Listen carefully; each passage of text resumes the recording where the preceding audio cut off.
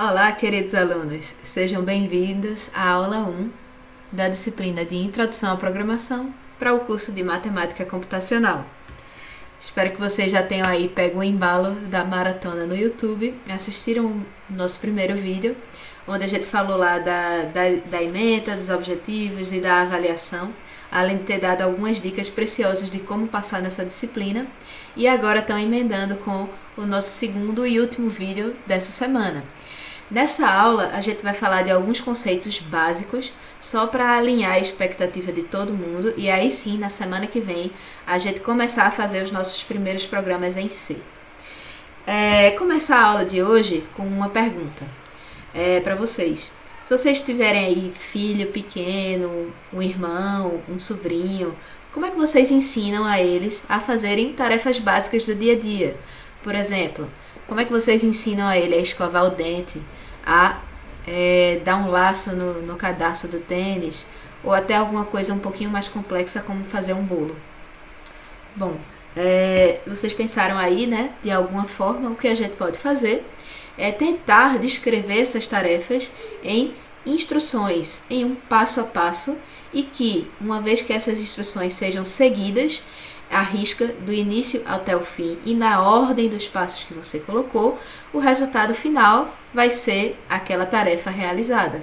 Por exemplo, você vai ter aqui o dente branquinho, né?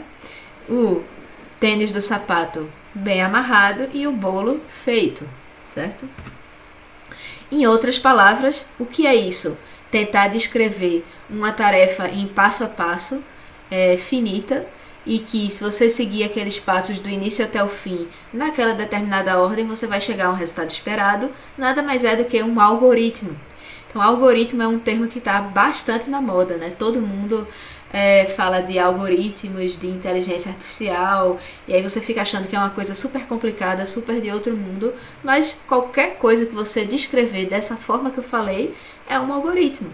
Então você vai ter o algoritmo de amarrar o sapato, vai ter o algoritmo de escovar os dentes, tudo que você faz na sua vida é um algoritmo, certo? Então, um algoritmo, utilizando uma definição mais formal, ele é uma sequência de instruções finitas e ordenadas que, quando executadas de cabo a rabo, realizam uma determinada tarefa, ok? Então, por exemplo, um outro exemplo de algoritmo aqui é como amarrar os cadarços. Acredite, eu fui pesquisar isso no Google, como é que eu amarro os cadarços, como é que eu ensino isso para uma criança, e tinha lá várias referências, né? Eu utilizei essa referência que eu linkei aqui embaixo, né, do WikiHow, mas basicamente coloquei um vídeo no YouTube, então acessem lá o YouTube para vocês verem a professora amarrando o cadarço, seguindo aqui esse algoritmo. Basicamente é o algoritmo tradicional de amarrar cadarço, né? Coloque o sapato numa superfície plana, dê um nó de base, né? Aquele nó que você passa um debaixo do outro e puxa as duas pontas, faça um laço com um dos cordões, segure, né, o laço com a mão, use a outra mão para embrulhar o outro cadarço, use a mão livre para puxar o cadarço através do orifício, segure os dois laços e puxe-os apertados. Então vejam só, vocês já aprenderam uma coisa super útil aqui na disciplina de Introdução à Programação, que é amarrar o cadarço do tênis. Então acessem aí o YouTube e vejam o meu vídeo, e deu certo, viu? Consegui lá amarrar os cadarços do meu tênis. Brincadeiras à parte, né? Tudo bem, o que é que a gente fez para descrever esse algoritmo? A gente fez um passo a passo escrito em português, né? Então a gente numerou os passos para a pessoa saber que tem uma ordem para fazer, não pode fazer o passo 3 antes do passo 1 e assim por diante, né? E tá aí uma descrição em português do passo a passo, né? De como amarrar um cadarço. Se a criança entender português, ela vai ser capaz de executar essa tarefa, certo? Outra forma de você descrever um algoritmo, por exemplo, a parte do bolo, você pode fazer um vídeo, do mesmo jeito que eu fiz o vídeo amarrando o cadarço, você já pausou aqui, né? E acessou lá o YouTube para ver o meu vídeo amarrando o cadarço. Você pode também fazer um vídeo mostrando o passo a passo, né? Tem essa parte aí visual, que você não só lê a instrução, como você vê quais são os movimentos que você tem que fazer, então também é útil. E também você pode utilizar um fluxograma, Então, talvez vocês já tenham visto esse tipo de ferramenta, que é o fluxograma.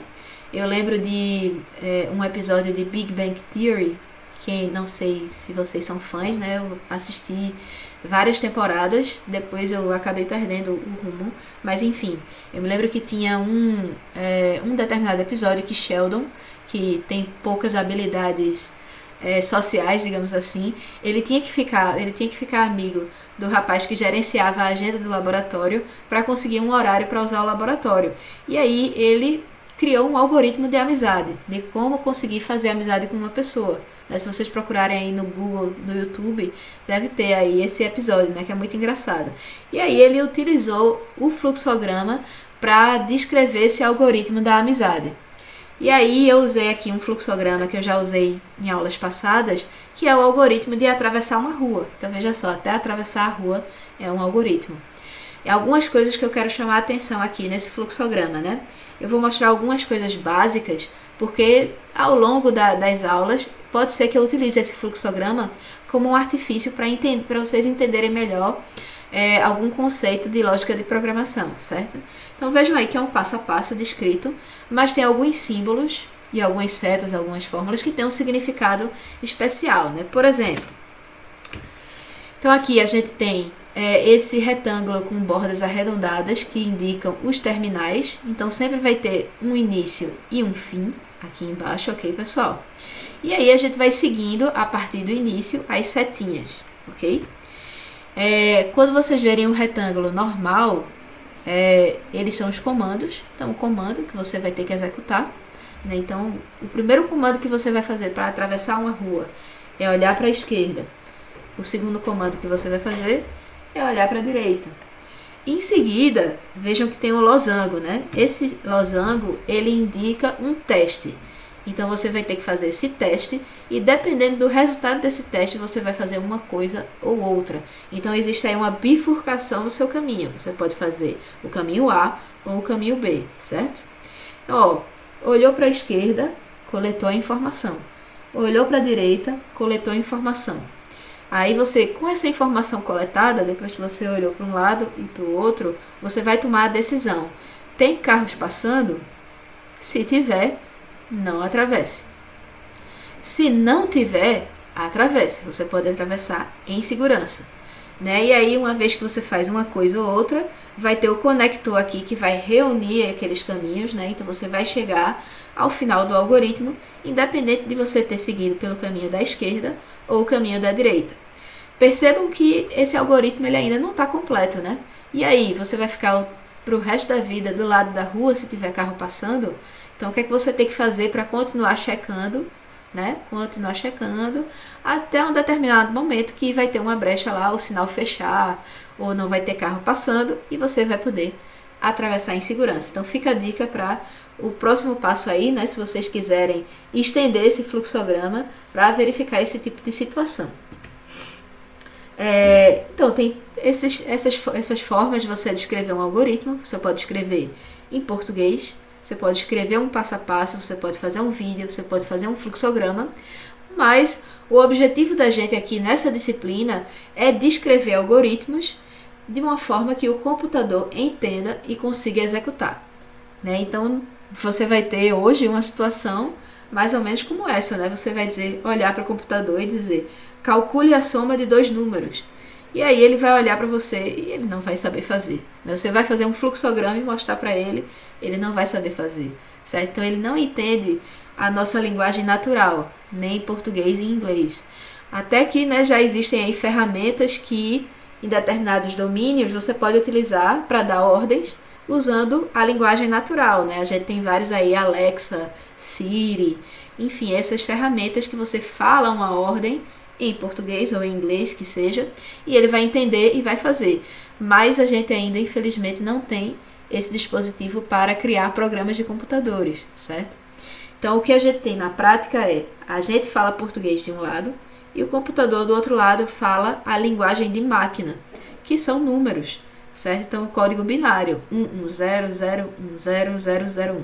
E aí, como é que a gente faz, né? A gente tem aí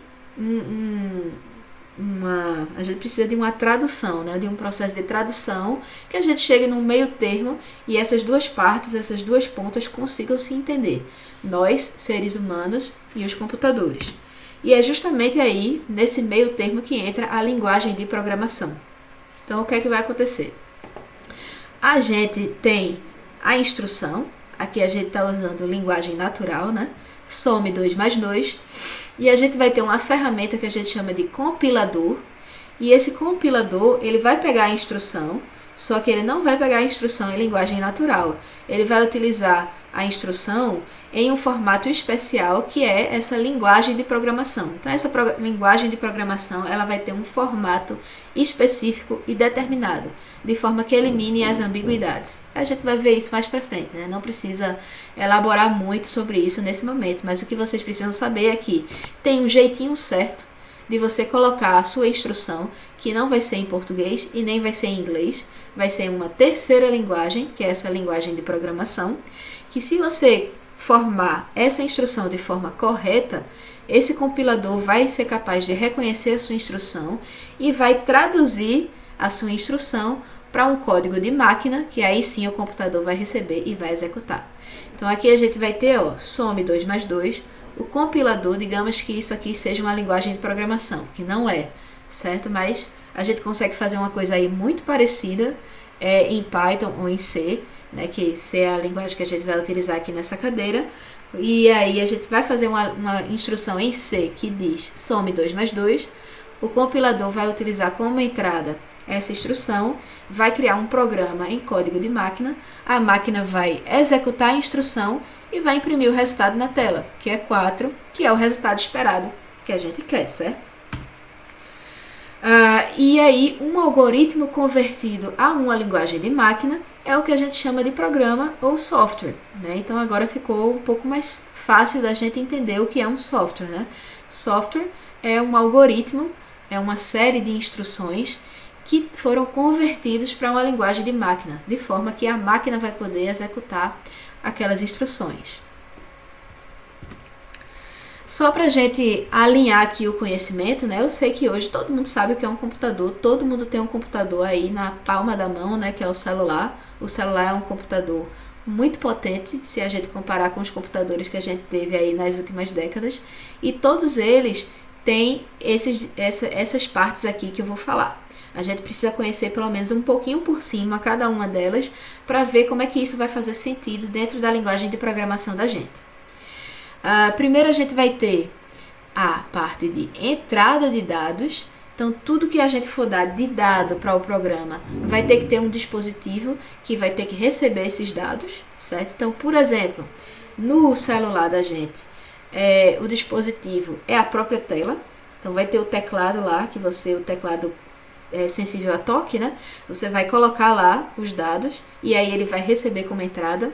Mas poderia ser uma interface de vídeo também, né? Você pode dar um comando falando alguma coisa, ou então um dispositivo biométrico que vai ler a íris, né, do seu olho, ou então vai ler a sua digital, vai utilizar isso como entrada. Mas aqui na disciplina a gente não vai usar coisas tão avançadas, né? A gente vai utilizar o bom e velho teclado, certo? Então o dispositivo de entrada da gente vai ser o teclado, a gente vai digitar os dados de entrada do programa, e aí o computador vai receber eles. Uma vez que ele recebe, né, aí aqui está o miolo, o core, né, do nosso computador, que vai ser a unidade de processamento, o seu processador, que vai ser auxiliado pelas unidades de armazenamento. Então aí você vai ter uma hierarquia de memórias. Você pode ter a memória cache, que fica lá no seu processador, né, aquela que é acessada mais rapidamente. Você vai ter a memória RAM, e você vai ter o HD ou o SSD. Inclusive, né, fica a dica, se vocês forem comprar um computador, escolham um computador com SSD. Se vocês estiverem achando que o notebook de vocês está lento demais, se puderem, né, lógico, fazer esse investimento, é um investimento que vale super a pena, certo? Um SSD. Mas enfim, não vou entrar aqui nos detalhes, né? Quem quiser falar comigo depois para tirar dúvidas sobre configuração de computador, né, pode falar comigo depois. Mas enfim, você vai ter o processador e a memória. E você vai ter o software que vai estar comandando tudo isso aqui. né? Então, o software ele vai estar mandando a unidade de processamento acessar a entrada de dados e guardar coisas aqui e depois recuperar coisas daqui, né? Então tem aqui esse canal de vai e volta, você vai armazenar e depois você vai ler coisas que estão armazenadas e ao final desse processamento você vai gerar uma saída, né? No exemplo aqui que eu utilizei vai ser o número 4. Então aqui ó, a gente vai ler 2 mais 2, aqui a gente vai processar isso, sabe que o resultado é 4 e aqui a gente vai imprimir os dados. No caso da gente, a gente vai utilizar a telinha lá do terminal, né? Quando vocês rodarem o programa no ambiente de desenvolvimento integrado, ele vai abrir uma telinha, como se fosse um terminal, uma linha de comando, e ele vai imprimir o resultado na tela, mas você poderia ter aí, né, vários tipos de saídas de dados, de diferentes tipos de mídia. E aí alguns conceitos que a gente utilizou aqui para explicar a arquitetura do computador. Entrada são os valores que serão digitados ou capturados pelo programa. Então todo o programa, nem todo, né, mas a maioria dos programas, principalmente o que a gente vai fazer aqui, vai ter que receber algum tipo de entrada. A gente vai fazer programas do tipo calcule a raiz quadrada de um inteiro, calcule o máximo divisor comum, faça a normalização de uma matriz. Então tudo isso requer que você dê uma entrada para o computador, né? No caso de calcular a raiz quadrada de um inteiro, você tem que dar esse inteiro, que vai ser a entrada, né? 4, 6, enfim, o número que você quer que a raiz quadrada seja calculada. E aí tem o processamento, ou seja, as ações que você tem que ir, o passo a passo do algoritmo que você tem que percorrer para chegar no seu resultado final, o seu resultado esperado, e por fim a saída dos dados, né? Então ele vai imprimir alguma coisa, seja na tela, seja em um arquivo, seja em uma planilha, e aí a gente vai ser capaz de observar o resultado da execução desse programa. Então todo programa a gente tem que pensar que vai ter entrada, processamento e saída, certo? Então nesse programinha aqui de multiplicar um número por 2, eu estou falando aqui um número, aí você já vai pensar, um número inteiro ou um número real? Tanto faz. Então vamos pensar que é um número real, né, que engloba aí o conjunto dos inteiros. Então eu quero pegar um número real como sendo a entrada do meu programa. O processamento é multiplicar essa entrada por 2 e imprimir o resultado. E a saída vai ser o número impresso na tela, ou no arquivo, ou no papel, ou se você tiver uma interface por voz, ele vai falar para você o resultado do programa. E por aí vai. Então essa é uma possível interpretação do programa de multiplicar um número por 2. A gente pode fazer coisas mais elaboradas? Pode. Mas aqui está uma forma bem simples de a gente encarar esse problema, né, de multiplicar um número por 2. Então aqui imagine que a gente tem uma pseudolinguagem de programação muito parecida com o português, né, e a gente vai utilizar essa pseudolinguagem para passar instruções para o computador.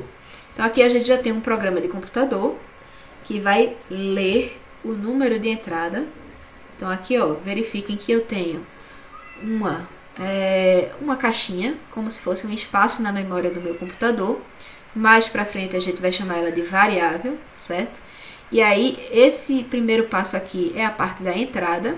Eu vou digitar um número no meu teclado e o meu programa vai capturar esse número e vai guardar lá num espaço na minha unidade de armazenamento.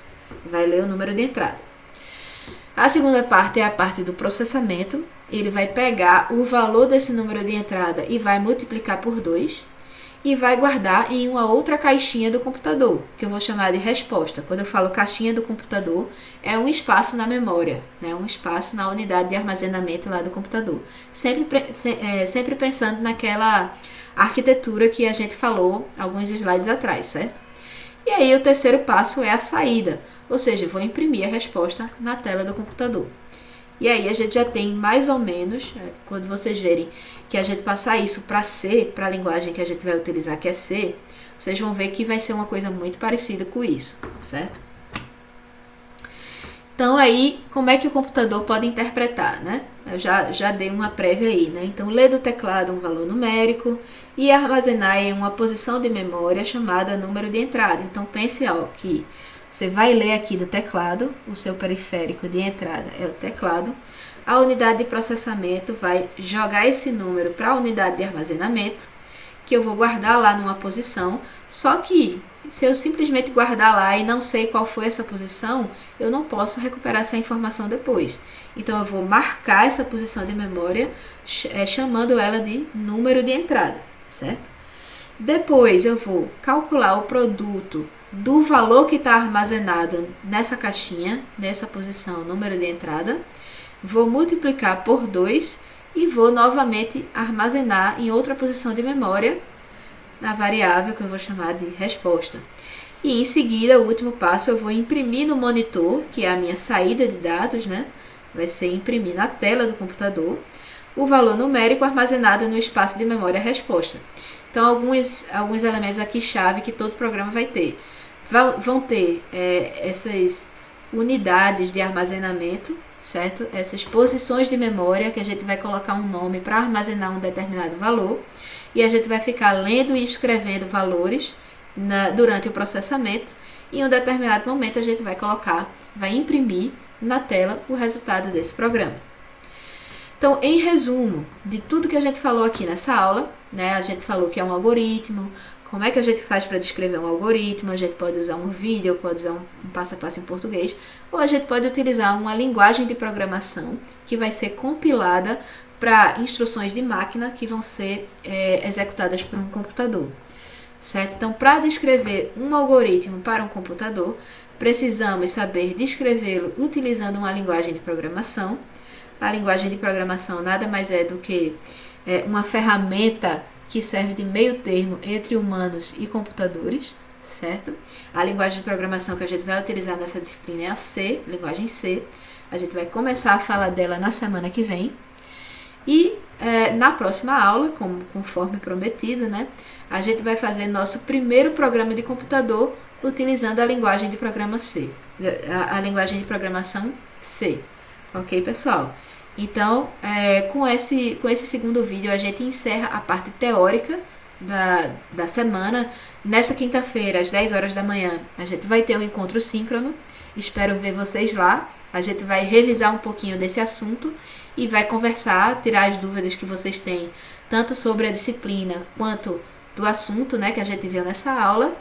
Então, desejo a vocês, né, um bom dia e até a quinta-feira.